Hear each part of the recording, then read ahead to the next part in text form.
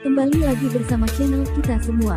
Jika Anda suka, jangan lupa komen, like dan subscribe, serta bila Anda berkenan, aktifin subtitlenya supaya ada tulisan teksnya. Kita langsung ke ceritanya. Perintah Kaisar Naga. Bab 48984903. Setelah Dev dan Matthew masuk ke dalam cahaya putih yang tertarik oleh jalan, seluruh tubuh mereka tersedot ke dalamnya tanpa terkendali. Mereka berdua merasakan kekuatan isap yang sangat besar, terus-menerus melahap mereka berdua. Dev hanya merasa tubuhnya sulit untuk digerakkan. Kekuatan melahap yang sangat kuat seperti ini membuat Dev secara naluriah ingin melawan. Dia berpikir bahwa itu proses dituntun ke alam surgawi akan sangat nyaman, tetapi dia tidak menyangka itu akan sangat menyakitkan. Ketika Dev merasakan pusaran air jauh di dalam tubuhnya, tidak ada cahaya atau suara di sekitarnya, dan semuanya menghilang.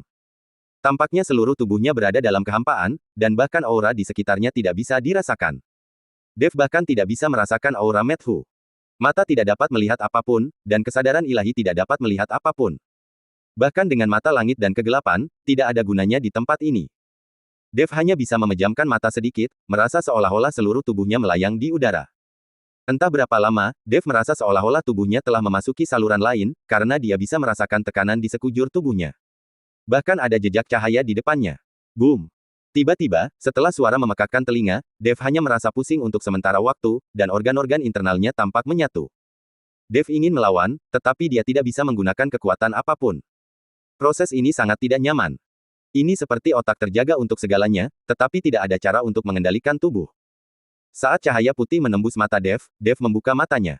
Perlahan mendapatkan kembali penglihatannya, dia sangat bersemangat pada saat yang sama. Dia benar-benar ingin tahu seperti apa alam surgawi yang dirindukan semua orang. Tetapi ketika Dev perlahan membuka matanya, dia menemukan bahwa ada sangkar besar di sekelilingnya. Dan sangkar ini dikelilingi rantai hitam. Sial, di mana ini? Tuan Hu, Guru Hu. Dev sedikit bingung. Bukankah dirinya dituntun ke alam surgawi? Mengapa dia tiba-tiba muncul di dalam sangkar? Dan dia tidak tahu di mana ini. Dev mencoba memancarkan kesadaran ilahi, tetapi kesadaran ilahi tidak dapat dipancarkan sama sekali. Dev berteriak untuk waktu yang lama, tetapi tidak ada bayangan Matthew sama sekali. Pada saat ini, Dev panik dan buru-buru berteriak, apakah ada orang di sini? Di mana tempat ini? Tapi setelah berteriak beberapa kali berturut-turut, tidak ada yang menjawab. Senior, apakah kamu tahu di mana ini? Apakah ini di alam surgawi? Dev hanya bisa berpaling ke Raja Iblis Awan Merah. Raja Iblis Awan Merah menggelengkan kepalanya dan berkata, saya tidak tahu, ini seharusnya penjara, kan?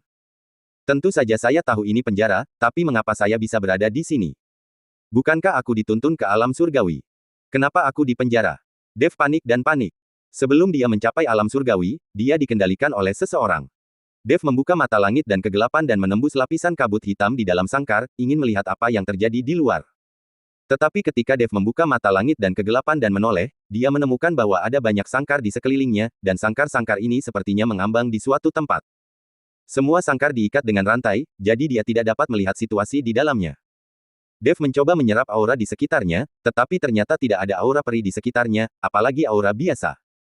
Dalam kabut hitam itu, ada energi sihir, tapi energi sihir juga sangat langka, dan Dev tidak tahu apa yang sedang terjadi. Setelah tenang, Dev mengeluarkan pedang tebasan naga, dan kemudian melambaikannya ke arah penjara dengan kekuatan penuh. Dia ingin keluar dari penjara ini dan pergi dari tempat ini. Dia tidak dapat terjebak di sini selama sisa hidupnya. Dentang. Pedang tebasan naga menebas batasan sangkar, dan mengeluarkan suara yang tajam. Setelah semburan api, kandangnya tidak rusak sedikit pun. Sebaliknya, tangan Dev sedikit mati rasa karena terkejut. Sial. Dev menjadi sedikit marah, lalu meledak dengan sekuat tenaga dan menebas ke arah batasan sangkar lagi. Dentang. Dengan suara keras yang sama, tubuh Dev terguncang dan terbang keluar. Dev hanya merasa organ dalamnya terus melonjak. Dia tidak menyangka bahwa sangkar yang tampak biasa akan menjebaknya. Pada saat ini, dia memikirkan kata-kata lelaki tua itu, dan dia tidak bisa menahan diri untuk tidak menganggapnya masuk akal. Dengan kekuatan ini, bahkan jika dia memasuki alam surgawi, akan ada bahaya di mana-mana. Sekarang Dev mempercayainya. Jika sangkar ini milik alam surgawi, Dev tahu bahwa dia tidak dapat memecahkannya. Rekan Taois, tidak perlu bekerja keras. Tidak seorang pun yang datang ke sini dapat melarikan diri kecuali mereka yang telah dibebaskan dari penjara. Pada saat ini, suara seorang pria terdengar. Dev terkejut dan buru-buru bertanya, rekan Taois, siapa kamu? Di mana kau? Aku berada di kandang di sebelahmu, dan aku tidak menyangka kamu, seorang biksu yang baru saja menerobos alam transformasi negeri peri, berani memasuki alam surgawi. Pihak lain tampak sedikit terkejut dan berkata, "Rekan Taois, apakah ini alam surgawi? Mengapa kita dikurung? Saya benar-benar tidak berpikir saya melakukan kesalahan. Apa yang saya lakukan sehingga saya harus menjalani hukuman ini?" Dev tampak terkejut, tidak dapat memahami apa yang sedang terjadi. Dia adalah warga yang taat hukum dan tidak pernah melakukan kejahatan. Kenapa dia masih harus ditahan dan harus menjalani hukuman sebelum dibebaskan? Anda tidak mencapai kenaikan, tapi Anda meminjam kekuatan eksternal untuk datang ke alam surgawi. Itu merupakan pelanggaran aturan jalan, jadi normal untuk menahan Anda. Pria itu berkata, "Saya dibawa ke sini melalui jalan cahaya, dan tidak ada yang menghentikan saya. Mengapa baru sekarang menahanku? Tangkap saja orang yang menyediakan jalan." Dev terdiam, bagaimana dia bisa tertarik secara normal dan menjadi tahanan? Itu tidak berguna. Alam surgawi berbicara tentang aturan daripada kebenaran. Jika Anda bernalar di alam surgawi, Anda hanya akan ditertawakan. Dari mana kamu rekan Raois? Siapa namamu? Segera setelah Anda tiba di ranah transformasi negeri peri, Anda langsung dibawa ke alam surgawi. Tampaknya Anda memiliki banyak kekuatan di belakang Anda. Bisa membiarkan Anda keluar dari air. Pria itu bisa melihat sekilas bahwa Dev dikirim dengan air. "Nama saya Dev Chen dan saya dari dunia surga dan manusia. Tangga ke langit memang melepaskan air untukku." Dev berinisiatif untuk menganggukkan kepalanya dan menjelaskan, lalu bertanya, "Rekan Taois, bagaimana Anda bisa melihat saya dan saya tidak bisa melihat Anda? Biksu dari mana Anda? Siapa namamu?" Dev bertanya pada pria itu. Bagaimanapun, Dev baru saja tiba di alam surga. Dev harus bertanya dan memahami banyak hal. Dev ingin tahu dari mulut pria ini. "Kamu hilangkan dulu kabut hitam di dalam sangkar dan kamu bisa melihatku. Nama saya Ruskov Siu, seorang biksu di alam Wuxu, dan saya juga datang ke alam surgawi dengan menaiki tangga. Tapi setelah tiba, aku telah terperangkap di sini selama lebih dari 500 tahun." Pria itu menghela nafas pelan dan berkata. Dev melihat kabut hitam di dalam sangkar, tiba-tiba melambaikan telapak tangan, embusan angin bertiup, dan kabut hitam itu langsung tertiup angin. Setelah meniupkan kabut hitam, Dev menemukan bahwa di dalam sangkar yang hanya berjarak beberapa meter dari sangkarnya, ada seorang pria dengan wajah kuyu dan janggut. Meski penampilan pria itu terlihat kuyu, energinya tetap bagus. Hanya saja pakaian di tubuhnya compang camping, dan dia seharusnya tidak berganti pakaian selama ratusan tahun. "Rekan Taois, tahukah Anda mengapa Anda langsung terjebak di dalam sangkar saat dibawa ke sini?" Dev bertanya. Jika ini masalahnya, maka Zeke dan Yuki pasti akan terjebak di sini saat mereka datang. Memikirkan hal ini, Dev sangat cemas. Bagaimana saya tahu, tapi sangkar ini sepertinya hanya menjebak biksu ras manusia, dan ras lain sepertinya tidak terperangkap. Ruskov berkata, "Persetan, apa artinya ini? Memiliki kebencian terhadap biksu manusia. Saya ingin melihat siapa yang berani melakukan ini." Ketika Dev mendengar ini, dia menjadi sedikit marah. "Bukankah ini rasisme? Senior, aku akan memberimu tubuhku. Bisakah kamu menghancurkan sangkar ini?" Dev bertanya pada Raja Iblis Awan Merah. Sekarang tubuh Dev kembali ke kondisi terbaiknya, sudah waktunya bagi Raja Iblis Awan Merah untuk mengerahkan lebih banyak kekuatan. "Saya tidak akan membual dan memaksanya, ini hanya hitungan menit." Raja Iblis Awan Merah berkata. "Baiklah, senior, kendalikan tubuhku." Dev membiarkan Raja Iblis Awan Merah mengambil alih tubuhnya, dia tidak ingin terjebak di sini selamanya. Terdapat semburan cahaya keemasan di sekitar tubuh Dev. Raja Iblis Awan Merah mengambil alih tubuhnya, dan kekuatan yang meletus mengejutkan Ruskov. Ini. Apakah ini masih sesuatu yang bisa meletus dari seorang biksu tingkat awal transformasi negeri peri? Ruskov menatap Dev dengan tak percaya. Rusak. Dev meninju dan menabrak kandang. Kekuatan teror tiba-tiba dilepaskan. Kandang tempat Dev berada tiba-tiba berguncang, dan kemudian rantai hitam di sekitar kandang langsung hancur.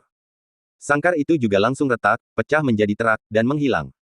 Dev secara pribadi melayang dalam kehampaan, dikelilingi oleh sangkar yang tak terhitung jumlahnya. "Teman Taois, kamu luar biasa, bisakah kamu menyelamatkanku?" Ruskov bertanya dengan kaget. Dia telah terperangkap selama lebih dari 500 tahun. Jika seseorang dapat menghancurkan sangkar dan membiarkan dirinya keluar secara langsung, dia bersedia untuk setuju dengan syarat apapun.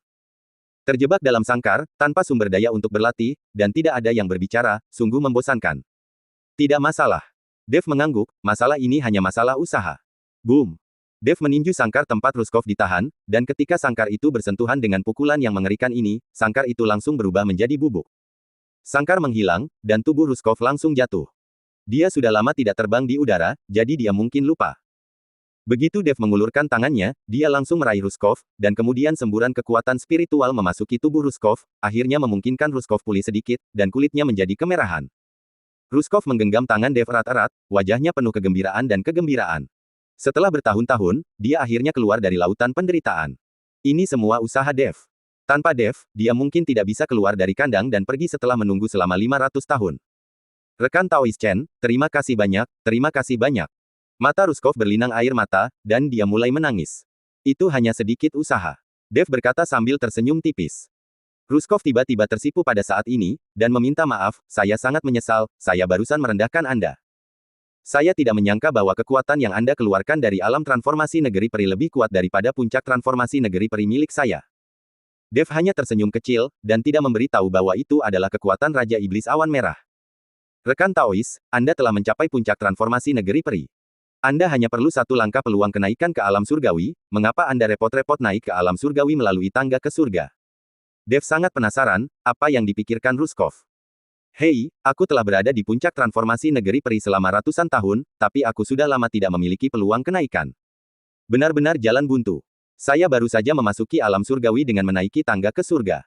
Siapa sangka akses tangga ke surga ini akan sangat menipu, dan aku dikurung di dalam sangkar saat aku membuka mata. Jika aku tahu ini, aku tidak akan menggunakan jalan di tangga ke surga untuk ke alam surgawi. Ruskov menghela nafas pelan, jelas menyesalinya sampai mati. Waktu ratusan tahun telah terbuang sia-sia di dalam sangkar ini. Rekan Taoist, pernahkah Anda melihat seseorang yang ikut dengan saya? Dev ingin bertanya di mana Matthew berada. Tidak, sepertinya kamu satu-satunya, aku tidak melihatmu punya teman. Apakah rekanmu juga seorang biksu manusia? Jika itu adalah ras lain, mereka mungkin tidak akan dikurung di sini.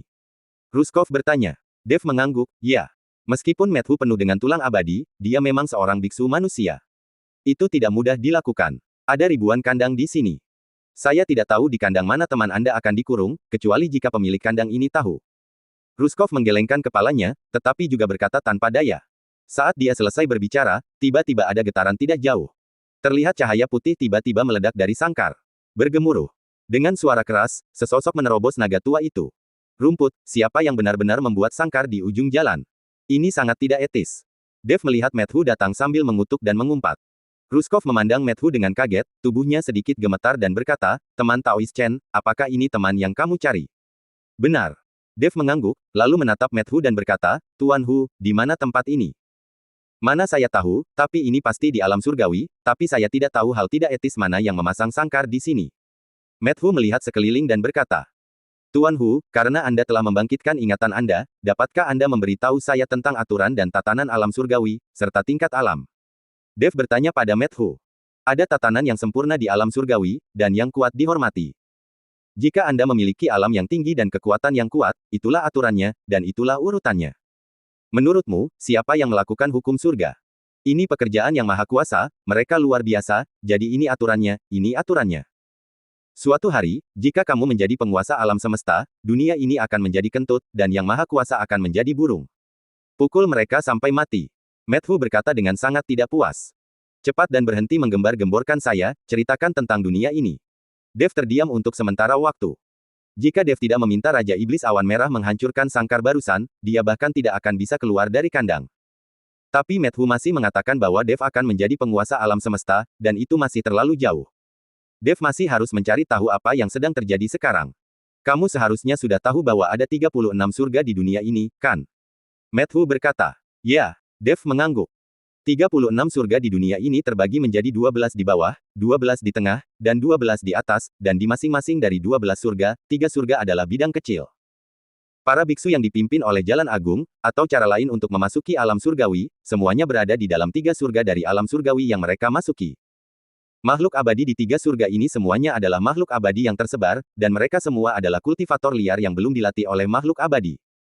Oleh karena itu, para biksu dari semua lapisan masyarakat di bawah 3 surga semuanya dipandang rendah. Inilah sebabnya mengapa beberapa biksu lebih suka berlatih perlahan dan mengalami kenaikan tanpa jalan untuk memimpin mereka ke alam surgawi. Dan para biksu yang berlatih sendiri dan naik ke alam surgawi langsung naik ke surga keempat. Makhluk abadi semacam ini adalah makhluk abadi di bumi, tapi dia juga yang terburuk di surga. Berikutnya adalah Renxian, Tianxian, Shangxian, Zhenxian, Jinxian, Daluo Jinxian, Xianjun, Xianwang, Kaisar Xian, Santo. Alam ini juga dibagi menjadi 9 tingkatan, tetapi ketika mereka mencapai alam surgawi, jika mereka dipromosikan ke alam, mereka tidak akan menderita kesengsaraan guntur, tetapi perlu naik ke platform abadi. Untuk promosi setiap wilayah besar, mereka harus melewati platform abadi sebelum mereka dapat menerobos. Kamu hanya transformasi negeri peri sekarang, kamu bahkan bukan Sanxian, jadi mari kita berjalan perlahan. Matt Hu menepuk bahu Dev dan berkata, Tuan Hu, alam apa sebelum reinkarnasimu? Dunia macam apa itu? Dev bertanya. Hei, aku sudah menjadi puncak keabadian manusia, dan aku bisa segera menjadi dewa surgawi, meninggalkan surga keenam. Sayang sekali saya ditipu oleh seorang wanita, sayang sekali saya telah berkultivasi selama ribuan tahun. Matt Hu berkata dengan ekspresi sedih dan marah di wajahnya. Ruskov di samping, mendengarkan kata-kata Matt Hu, tidak berani melepaskan kentutnya. Keabadian manusia. Itu sangat luar biasa. Ruskov bekerja sangat keras tetapi dia tidak bisa naik. Pada akhirnya, dia tidak punya pilihan selain memasuki alam surgawi dengan tangga ke surga. Sekarang bahkan jika dia merasa telah naik, dia hanya bisa menjadi Sanxian. Dev mendengarkan kata-kata Matt Hu, tetapi lupa bertanya kepada Tiwin di alam apa mereka berada, dan di surga mana mereka berada. Senior, di ranah apa kamu berada? Dev bertanya pada Raja Iblis Ciyun. Saya tidak berada di ranah manapun, jangan tanya. Raja Iblis Awan Merah berkata dengan marah. Ini membuat Dev sedikit bingung, dia hanya bertanya tentang ranah, mengapa Raja Iblis Awan Merah cemberut. Tetapi jika Raja Iblis Awan Merah tidak ingin ditanya, maka Dev tidak akan bertanya. Ayo pergi dari sini dulu. Dev berkata. Baik Matt Hu dan Ruskov mengangguk. Mereka bertiga terbang ke langit bersama-sama, karena mereka dikelilingi oleh kabut hitam dan tidak tahu arah, jadi mereka hanya bisa terbang ke atas untuk melihat apakah mereka bisa keluar dari tempat ini. Untungnya, tidak ada batasan di sini, Dev dan yang lainnya bisa terbang sesuka hati. Sepanjang jalan, mereka bertiga bergegas ke atas, dan Matt Hu memimpin. Dia tidak tahu berapa banyak kandang yang dihancurkan. Tampaknya setelah orang ini membangkitkan ingatannya, kekuatannya juga meningkat secara signifikan. Dev bukan lawannya lagi. Dengan cara ini, mereka bertiga tidak tahu sudah berapa lama mereka bertabrakan, tetapi sepertinya tidak ada tepi di sini, pemandangan di sekitarnya masih berupa kabut hitam, dan ada sangkar di mana-mana. Jika kita terus seperti ini, kita tidak dapat menemukan jalan keluar, dan kita akan kelelahan. Matt Hu memutar matanya dan berkata, ini tidak akan berhasil, kita harus menemukan cara untuk menemukan jalan keluar, jadi tanpa tujuan, kita tidak bisa keluar sama sekali. Dev merasa ini bukan jalannya, jadi dia berkata, tapi kita tidak tahu di mana jalan keluarnya. Ruskov berkata, biarkan aku melihat apakah aku bisa membakar tempat yang rusak ini dengan api. Dev memutuskan untuk menggunakan api pamungkasnya untuk membakar tempat ini secara langsung. Meskipun mereka ada di dalamnya, sangat tidak nyaman untuk hangus oleh api, tetapi jika mereka dapat menghancurkannya dengan api, mereka dapat pergi, itu sepadan. Rekan Taoist Chen, jika kamu membakarnya, kamu tidak akan membakar kami semua sampai mati, kan? Ruskov bertanya. Meskipun dia jauh lebih kuat dari kekuatan Dev, dia tidak berani menghina Dev. Jangan khawatir, itu tidak akan terbakar sampai mati. Setelah Dev selesai berbicara, nyala api tiba-tiba membumbung dari telapak tangannya, dan berbagai nyala api menyatu dengan api, memancarkan gelombang panas yang mengepul. Dev melambai keras, dan langit dan bumi langsung dipenuhi api. Apinya berkobar. Pada saat ini, di sekitar mereka, itu bukan lagi kabut hitam, tapi kumpulan api. Tidak lama kemudian, teriakan mulai terdengar. Seharusnya orang yang terkunci di dalam sangkar yang tidak tahan dengan panasnya nyala api. Rekan Taoist Chen, seharusnya ada banyak orang yang dikurung di sini, kan? Ruskov bertanya. Dev, apimu tidak akan membakar semua orang di dalam sangkar sampai mati, kan? Matt Hu bertanya. Tidak, api pamungkasku hanya ditujukan pada ras iblis. Jika Anda seorang biksu manusia, Anda tidak akan terluka oleh api pamungkas ini. Dev berkata. Dev tahu bahwa orang-orang yang dikurung di sini semuanya adalah biksu ras manusia, jadi dia sudah mempertimbangkannya. Api pamungkas yang baru saja dilepaskan hanya ditujukan pada iblis. Jeritan itu juga merupakan jeritan biksu iblis. Diiringi teriakan, aliran udara dingin terus mengalir masuk, seolah menahan panas. Tapi udara yang suram dan dingin ini tidak bisa menahan api yang menakutkan di sekelilingnya. Hanya dalam beberapa tarikan napas, aura suram itu menghilang. Di depan Dev dan yang lainnya, pusaran air tiba-tiba muncul, dan api pamungkas tertarik dengan pusaran air itu, membentuk tornado api. Mata Dev berbinar, ayo pergi, itu mungkin jalan keluarnya. Setelah berbicara, Dev membawa Matt Hu dan Ruskov langsung ke pusaran air. Pada saat yang sama, api di sekitarnya menghilang, dan Dev serta tubuh mereka juga jatuh ke dalam pusaran. Hati-hati, aura roh jahat dan kejahatan di sini sangat kuat. Dev mengingatkan Matt Hu dan Ruskov. Begitu suara Dev jatuh, tiba-tiba awan kabut hitam keluar dari sekitar pusaran air. Ada seringai di tengah kabut hitam, yang terlihat sangat menakutkan. Cih, masih ingin menghentikan kami. Dev mendengus dingin, dan langsung mengorbankan pedang tebasan naga, dengan api yang mengamuk masih menyala di pedang tebasan naga. Hal-hal jahat ini, yang paling mereka takuti adalah api pamungkas. Boom, boom, boom. Dev melambaikan beberapa pedang berturut-turut, membawa api dengan aura pedangnya, dan langsung mengalahkan seringai satu per satu. Dev dan yang lainnya memasuki pusaran air dengan lancar, tetapi begitu mereka masuk, seringai tebal dan sangat jelek muncul di sekelilingnya. Seringai ini semuanya terbungkus kabut hitam, dan ada cakar seperti tentakel di sekelilingnya. Jangan berhenti. Tubuh emas Dev diaktifkan, seluruh tubuhnya langsung terbungkus cahaya keemasan, dan di sekitar mereka, sebuah perisai yang dibentuk oleh api pamungkas muncul. Wajah Ruskov sangat jelek saat ini, meskipun dia adalah puncak transformasi negeri peri, tapi dia telah terperangkap di sini selama ratusan tahun, dan tubuhnya belum pulih. Dan ini adalah alam surgawi, dia tidak berani lancang dengan ranahnya di puncak transformasi negeri peri. Matthew mengikuti di akhir, melihat seringai lebat di sekelilingnya, dan mengutuk dengan marah, "Sialan, kamu memiliki kemampuan untuk menunjukkan tubuhmu, siapa yang kamu takuti dengan hal-hal ini?" Setelah Matthew selesai berbicara, dia melihat 3 jimat muncul di tangannya, lalu melemparkan jimat itu ke tangannya. Bergemuruh. Tiba-tiba terdengar raungan besar, dan energi yang sangat kuat meledak dari sekeliling. Disertai dengan semburan cahaya, itu bersinar terang di pusaran air. Pada saat ini, Dev dan yang lainnya bisa melihat dengan jelas. Ternyata seringai lebat ini ternyata adalah seorang pria dengan aura mematikan di sekujur tubuhnya dan tomahawk di tangannya. Tentakel dan seringai ini, seperti rambut, tumbuh pada pria ini. Dev dan yang lainnya sekecil semut di depan orang ini. Sial, benda apa itu? Mungkinkah orang ini yang membuat sangkar ini? Dev memandang pria yang lebih tinggi dari gunung, dan mau tidak mau menelan ludahnya. Boom! Tanpa menunggu Dev dan yang lainnya bereaksi, pria itu langsung melambaikan tomahawk di tangannya dan membantingnya ke Dev dan yang lainnya sekaligus. Pada saat ini, aura teror datang mendekat, dan pada saat yang sama tentakel dan seringai itu juga menyerang pada saat yang bersamaan. Dalam pusaran ini, sudah ada ruang kecil, ditambah dengan serangan yang menakutkan ini, Dev dan yang lainnya tidak punya tempat untuk bersembunyi. Mata Ruskov membelalak kaget saat melihat pemandangan ini, dan dia mulai menyesal telah keluar dari penjara. Anda tahu, jika Anda mati setelah Anda keluar, Anda mungkin lebih baik tinggal di penjara. Mungkin setelah sekian lama, Anda mungkin akan dibebaskan. Idiot bau, tinggi dan berguna untuk sebutir telur. Setelah melihat ini, Matthew mengutuk dengan marah, lalu membanting telapak tangan kanannya ke depan. Dari telapak tangan Matthew, terlihat jimat es biru muncul. Dengan pecahnya jimat es, lingkungan sekitarnya langsung dipenuhi dengan rasa yang sangat dingin. Boom! Semua aura, serta tentakel dan seringai yang tak terhitung jumlahnya, langsung membeku saat ini. Pria seperti gunung di depannya masih mempertahankan aksi menebas dengan tomahawk. Waktu sepertinya berhenti pada saat ini. Matthew kemudian dengan lembut mengulurkan tangannya ke arah tentakel. Krak, kraang, boom. Dengan ledakan suara yang menghancurkan, semua benda beku di depannya berubah menjadi bubuk. Ruskov menatap Matthew dengan kaget. Dua tidak bisa berkata-kata karena terkejut. Dev juga sedikit terkejut. Dia memandang Matthew dan berkata, "Tuan Hu, lumayan, Anda punya beberapa keterampilan." Omong kosong, Lao Su akan menjadi dewa surgawi. Meskipun saya telah bereinkarnasi, kemampuan itu masih ada di benakku. Setelah datang ke alam surgawi, selama saya meluangkan sedikit waktu ekstra, saya bisa kembali ke masa kejayaan saya. Matthew berkata dengan sombong. Kalau begitu saya harus meminta Tuan Hu untuk melindungi saya. Dev berkata sambil tersenyum. Tidak masalah untuk melindungimu, tapi kamu harus menjemput beberapa wanita untukku. Anda memiliki hubungan yang baik dengan wanita. Simpan beberapa dan beri aku beberapa. Matthew berkata. Persetan. Dev memutar matanya. Ruskov di samping, mendengarkan percakapan antara Matthew dan Dev, juga terdiam beberapa saat. Aku bercanda, aku tidak akan menyentuh wanitamu. Matthew menepuk Dev, ayo pergi, orang ini adalah boneka, sama sekali bukan pemilik kandang ini.